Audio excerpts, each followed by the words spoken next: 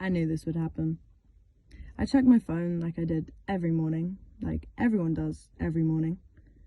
Normally, I wake up to the odd text or maybe a comment on my Instagram, so I was sort of surprised to see an email. Apparently, he emails.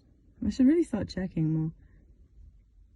Hi Leah, just checking in, reminding you your second rent payment is due, blah blah blah. I stopped reading after that. I started panicking. No way had it been 3 months already. I opened my bank app out of paranoia. Surely it wouldn't be a problem. I was wrong. My student loan had been enough to live off and cover the first 3 rent payments, or at least it should have been. After a few minutes of flustered mental maths, I realised where I went wrong. So I checked it again, and again, and again. Maths was never my strong suit, but I was sure I'd miscalculated.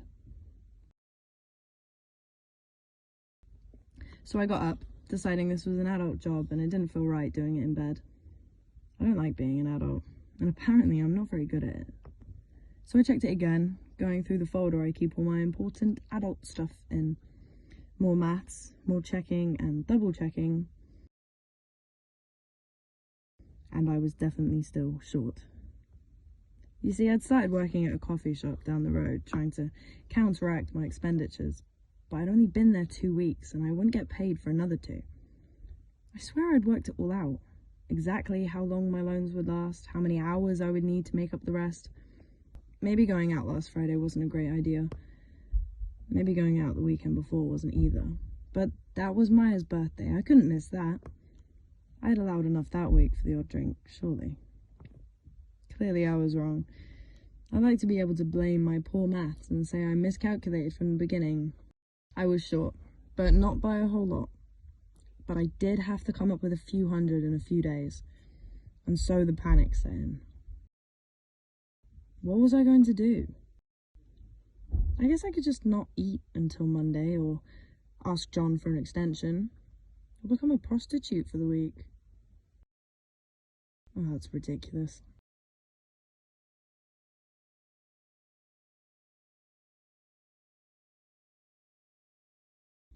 She was my absolute last resort. Maybe admitting that I needed her help was the most adult thing I could have done. I paced the flat up and down, trying to find exactly the right words to use. I scribbled some sort of script, that way I wouldn't forget or mess up. I had a feeling I wouldn't even remember my name the second she answered. Maybe I could text. She couldn't shout at me over text, could she? I don't know what I was so afraid of. She was my mum. It's not like I'd get disowned for asking to borrow a couple £100, right? She wasn't that extreme.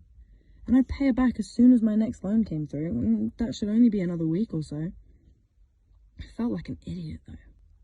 I sat on my bed, staring at my phone. I gave up on the script, knowing I wouldn't be able to stick to it. I told myself it wouldn't be that bad, but I'd never dreaded a phone call more than this. And I had to call the doctors by myself for the first time last month. So I swallowed my pride and dialed the phone. It rang. It rang again. It kept ringing. I couldn't tell if I wanted her to pick up or not. But she did. I was shaking like a leaf the whole time. It was embarrassing. Shameful, almost. Like I had failed. Proved her right. Maybe it wasn't too late to just hang up and spare myself the humiliation. But I prepared myself for a scolding that never came. I explained I might possibly be a little behind on my rent. She sighed. I held my breath, and then she laughed. Just that little chuckle she does to herself.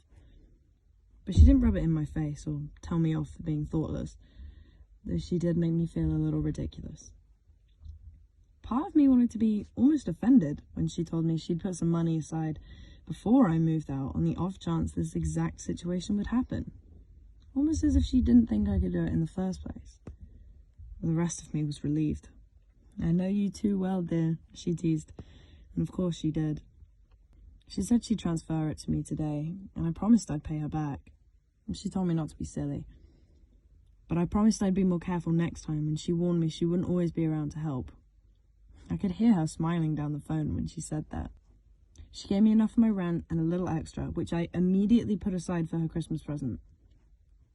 And I remembered Toby's birthday's coming up.